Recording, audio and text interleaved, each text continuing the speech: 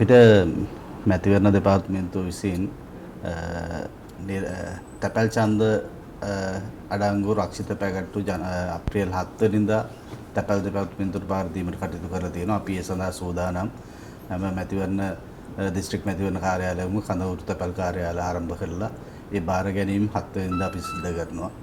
ඒ වගේම නිල ඡන්ද දැන්වීම පත්‍රිකා තැපැල් දෙපාර්තමේන්තුවට බාර දීම අප්‍රේල් 16 වෙනි දින සූදානම් කරලා තියෙනවා. ඇත්තටම මැතිවරණ දෙපාර්තමේන්තුව මේක අප්‍රේල් 10 11 දිනවල බාර දෙන්න සූදානම් වුණත් මේ වගේ ආරක්ෂාව පිළිබඳ ප්‍රශ්නයක් ඉඳලා දෙපාර්තමේන්තුවේ ඉල්ලීම පරිදි ඒක 16 වෙනිදාට බාර දෙන්න එකඟතාවය පළ කරලා තියෙනවා.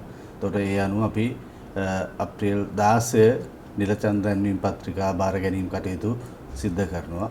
ඒ වගේම ඒවා බෙදා හැරීම අපි අප්‍රේල් 29 දින දක්වා ගෘහස්ථව බෙදීම් කටයුතු ආරම්භ කරනවා.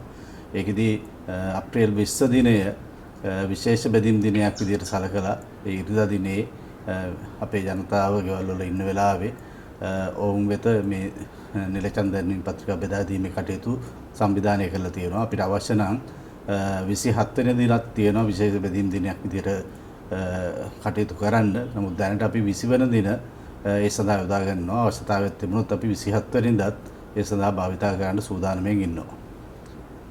දැන් කොච්චරක් විතර නිලධාරීන් පිරිසක් ඉන්නවද මේ අපේ බෙදීම් කාර්ය මණ්ඩලය 8000ක් විතර ප්‍රමාණයක් ඉන්නවා. ඊට අමතරව ප්‍රාදේශිකව ඉන්න සියලුම නිලධාරීන් මේ කටයුත්තේ සූදානම් කරලා තියෙනවා. ඒ වගේම අපි 7 වෙනිදා ඉඳන් තැපැල් නිලධාරීන්ගේ නිමාඩු අවලංගු කරලා තියෙනවා. විශේෂයෙන්ම මේ ඡන්ද කටයුතු සම්බන්ධයෙන් අපිට පැවරලා තියෙන දෙපාර්තමේන්තුවට පැවරලා තියෙන කාර්ය ඉටු කිරීම සඳහා. දැන් නිල ඡන්ද පත්‍රිකා 16 තැපැල් දෙපාර්තමේන්තුවට ලැබෙනවා. ඔබතුමාලා ඒතර කවද ඉඳන්ද බෙදන්න ගන්නේ? අතන 16ත් අපිට බෙදන්න පුළුවන්. මොකද ළඟ තියෙන තැන් වලට 16ත් අපිට බෙදීම් කටයුතු කරන්න පුළුවන්.